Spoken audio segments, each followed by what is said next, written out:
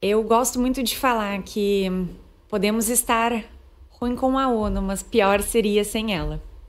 Acho que essa frase acaba trazendo a realidade das relações internacionais atuais, em que, claro, não se trata mais de um mundo pós-Segunda Guerra, um mundo que adentrava a Guerra Fria e que tinham relações as quais tensionavam dentro da organização. No mundo desde a década de 90, mais multipolar, em que os países, claro, buscam seu espaço no plano internacional, buscar também caminhos dentro das Nações Unidas acaba sendo algo bastante importante para que o país se coloque também frente aos seus pares no âmbito internacional. Só que a gente continua visualizando um quadro em que nós temos países que detêm mais poder do que os outros dentro da organização, sobretudo quando a gente vê o Conselho de Segurança, que é o grande, digamos, órgão das Nações Unidas, composto por apenas 15 membros, imaginem, de 193, sendo que 5 desses membros têm poder de veto, que basta que um diga não, uma medida não será aprovada. E é ali que resta a grande problemática, eu vejo hoje em dia nas Nações Unidas, sobretudo quando nós vemos, na 2022, a entrada da Rússia na Ucrânia. Todos condenavam, menos o Conselho de Segurança, por quê? Porque a Rússia tem poder de veto, a Rússia vetava. Agora vemos, por exemplo, a situação de Israel e faixa de Gaza. Muitas medidas são tentadas serem aprovadas ali, mas Estados Unidos veta em virtude do seu apoio a Israel. Então, esse jogo de poder que ainda resiste neste órgão específico, penso que acaba sendo um problema nas Nações Unidas. Contudo, como eu havia comentado, ruim com a ONU, pior sem ela. Porque sem uma organização, sem um fórum que pudéssemos ter um debate a nível internacional, um encontro entre os países para debater problemas que muitas vezes são compartilhados por todas as nações, a exemplo de mudanças climáticas, que hoje afligem toda a comunidade internacional, nós não teríamos, né, um ambiente que favorecesse esse diálogo ou o exercício da diplomacia. Então, eu entendo que ele ainda é muito importante, esse espaço que as Nações Unidas oferecem para a manutenção da paz e segurança internacional e o debate de todos os outros temas que nós temos em comum na atualidade. Muito bem. Professor César Redel. E a ONU, hein? Boa tarde, obrigado pela presença de novo aqui no Conversa. Boa tarde, Léo. Boa tarde, Tatiana. Boa tarde a todos os telespectadores do programa. Agradeço a lembrança do Lauro Quadros, né? Algumas vezes ele pediu para eu justamente fazer a leitura das enquetes, né? Eu ficava até nervoso, porque daqui a pouco eu dava a enquete errada e era um problema, né? Nossa. Mas eu acredito, Léo, Tatiana, que essa questão que perpassa a ONU, né, ela perpassa por uma questão filosófica, uma questão política, né? Tem um teórico de relações internacionais que é um teórico seminal da área, que ele vai dizer que existem 3 tipos de paz.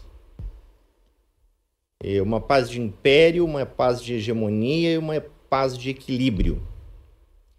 Quando nós temos o Tratado Constitutivo das Nações Unidas, portanto, 1945, o Tratado Constitutivo de São Francisco, nós temos um mundo que passava justamente por um momento de tipo de paz, de equilíbrio.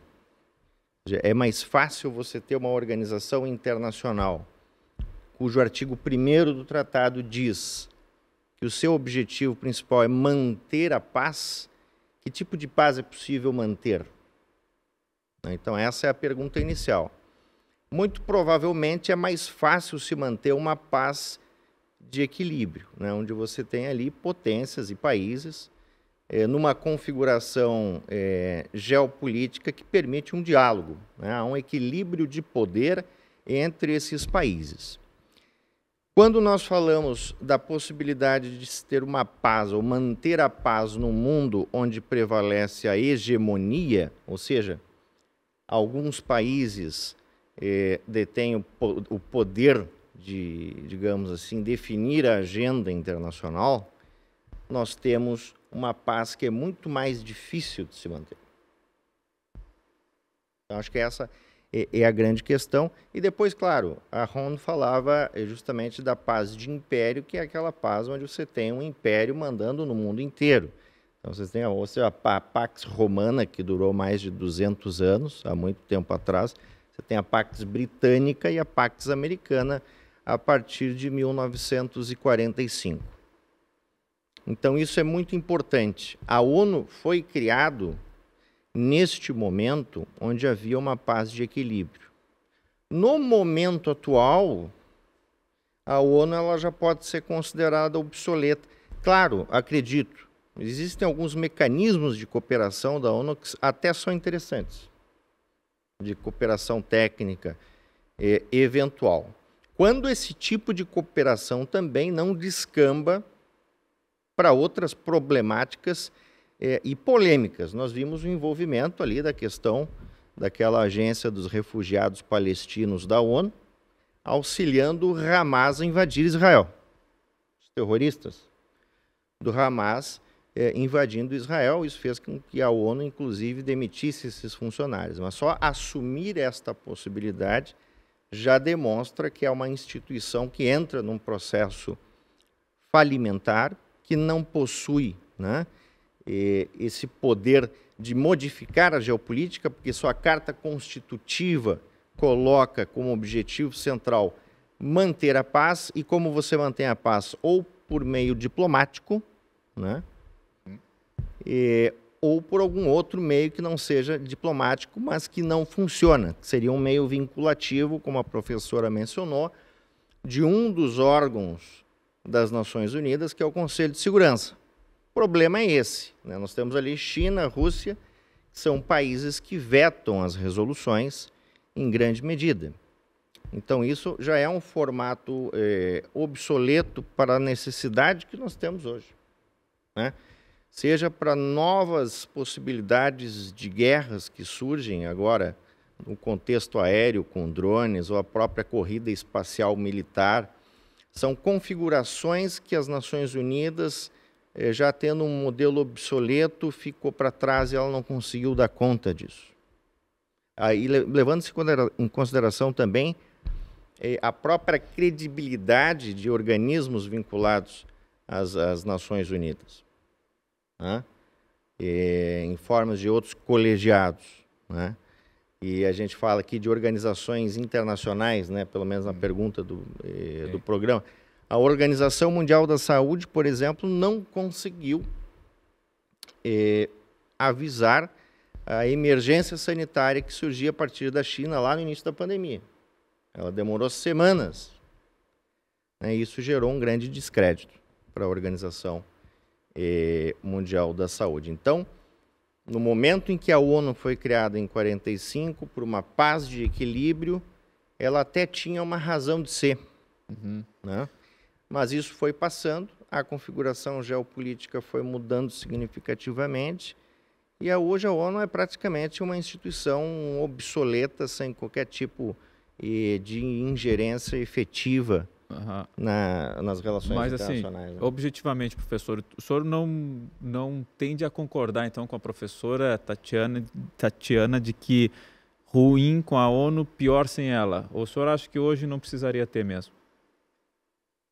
Acredito o seguinte, Léo. De forma bem objetiva para a gente já passar para cá. Acredito o seguinte, quem é que está discutindo as possibilidades de cessar-fogo hoje das principais guerras em andamento? Não é a ONU. São as grandes potências. É os Estados Unidos, com Trump, né? Inclusive agora no bastidor do programa, antes de entrar aqui, havia já uma discussão de uma propositura de um plano de paz para a questão do Oriente Médio, envolvendo países, né, como a Arábia Saudita, os Estados Unidos, Egito. Mas de forma objetiva, professor, vamos lá. O senhor acha que precisaria existir ainda a ONU ou não?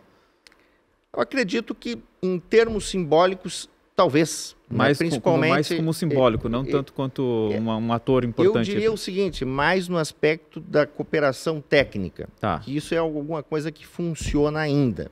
Tá. Né? e algum tipo de operação de paz. Sim. Mas o Conselho de Segurança, que é o seu principal Isso. órgão, eu entendo que está completamente obsoleto.